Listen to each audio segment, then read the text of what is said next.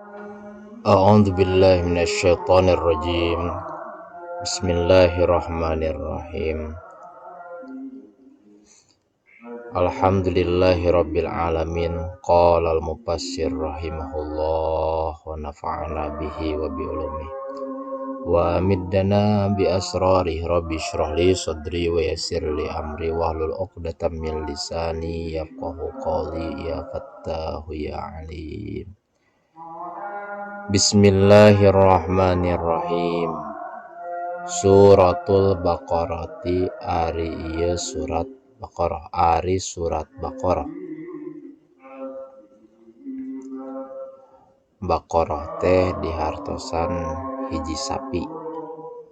Sanes sapi bikang, sapi we gitu hiji sapi. Suratul Baqarati ari surat Baqarah eta madaniyatun bangsa Madinah. Lungsurna teh dina sabada hijrah. Wahia ari surat Baqarah eta mi'atani 200 wasitun sareng genep ausabun atanapi 7 wasamanuna sareng 80 naonana ayatan ayatna 280 genep atanapi 287 ayat jumlahna.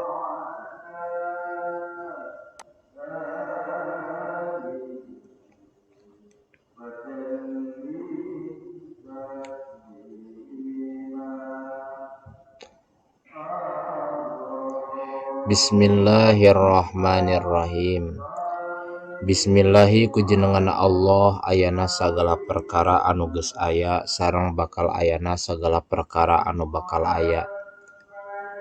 Ar-Rahmani sifat Allah anu Maha Rahman, Ar-Rahimi sifat Allah anu Maha Rahim.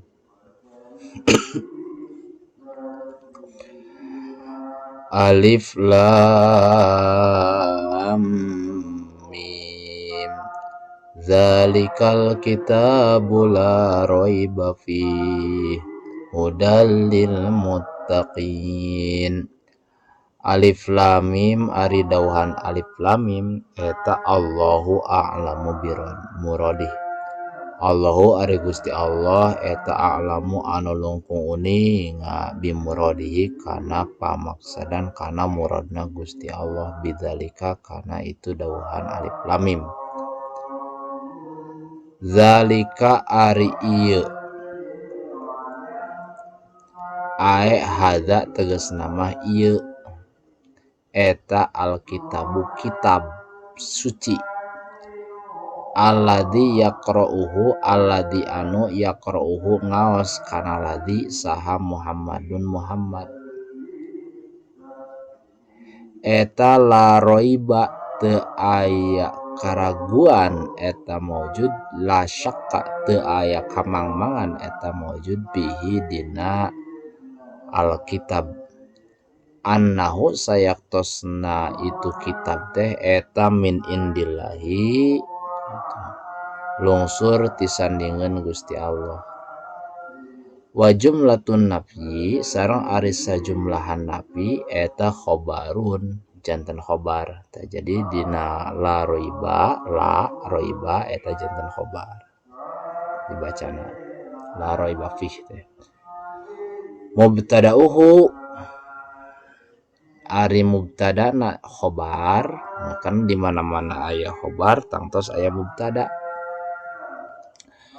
Eta zalika lafaz zalika wal isyaratu sareng ari isyarat bihi kalawan lafaz zalika kan tadinya ayatna zalika tapi di tafsiran hadza gitu.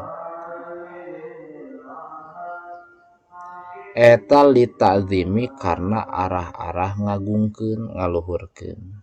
Jadi aya ieu nya aya dina kebiasaan orang Arab lamun teh mah ngagungkeun perkara nu deukeut sok dianggap jauh. Diantawisna ngagungkeun atanapi ngahormat atanapi ngamuliakeun kan biasa tuh dina assalamualaikum tah dina assalamualaikum dijamakeun teh li ajli ta'zim atanapi li ajli hormat karena ngahormat. Dina bahasa Arab gitu, dina bahasana urang Arab, kebiasaan orang Arab lamun teh mah ngahormat sok dibentuk jamak, tah dina ngagungkeun sok digentian anu caket teh kudu tebih. Dina ieu mah kan dina ieu kitunya lafaz zalika di tafsiran hadza kitu nu dimaksudna mah Al-Qur'an anu sok diaoskeun ku Kanjeng Nabi Muhammad nya eta kitab suci teh. Tapi kitu naon hikmahna kunaon atau hikmahna naon hikmahna kok ngangge isim isyarahna teh zalika anu mana hartosna zalika teh itu gitu. Nah ieu teh kulantaran arah-arah ngagungkeun gitu li ta'zim bahasa eta teh bahasa itu dipake keur eta hudan janten pituduh. Khobarun sanin lapad hudan teh janten khobar anu kadua ae hadin tegas nama anu duduhkeun lil muttaqina ka jalma-jalma anu takwa.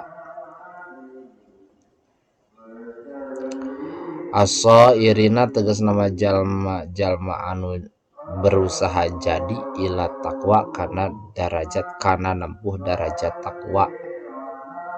Jadi jalma-jalma anu berusaha untuk bisa disebut takwa muttaqin tanya bintisalil awamiri ku ngalakonan pirang-pirang parentahan wajtina bin nawahi sareng nebihan pirang-pirang cegahan liitqaihim karena ngajaga na atanapi sieuna itu jalma-jalma anu tarakwa muttaqin teh bidzalika ku ngalakonan kana parentahan jeung nebihan nyegah panyarek teh gitu annaro kana seuneu neraka. Jadi ngalakonan parentahan ieu teh lantaran inggis lantaran ngajaga diri sieun digebruskeun ka neraka anu mana kan ari lain ku narakana teuing kan ieu teh kitu nya talazum sareng bebendu Gusti Allah.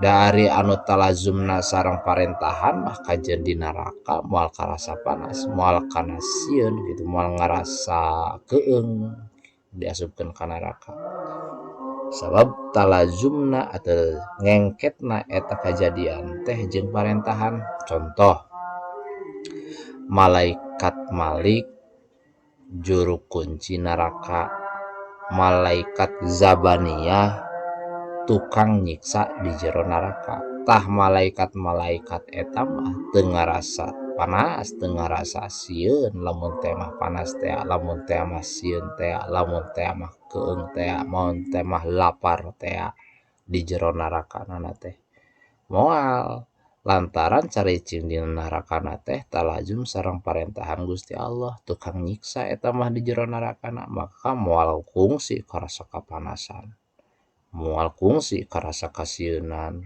moal kungsi ngarasa keung ngarasa lapar jeung sajaba-sajabana tina jenis-jenis panta siksaan da eta mah tukang nyiksana.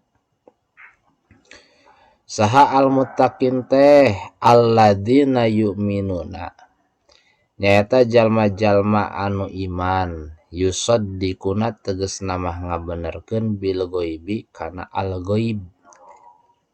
Naon al ghaib teh bima kana perkara goba anu teu katingali anu jauh anu gaib anhum ti aranjina. Naon cenah gitu anu teu katingali teu bisa kaawas teu kamusyahadahan teh minal ba'si nyaeta poe kebangkitan wal jannati jeung sorga wan nari jeung neraka. Tasur ta eta ke tina perkara-perkara akidah anu bangsa samai gitu. akidah sam'iyah.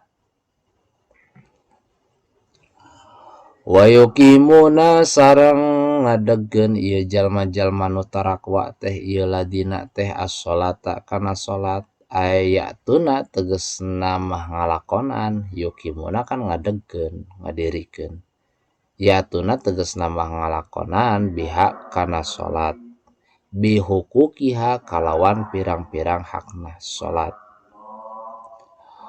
Wa mimma sareng tina naon-naon perkara rozaqnahum anu ngarizkian kami kamaranehanana, atoinahum tegasna maparinkeun kami kamaranehanana teh yungfikuna daraek infak, sok infak ieu jalma-jalma takwa teh pito atillahi karena taat ka Gusti Allah Ta'ala, di sosok infak dina taat ka Allah.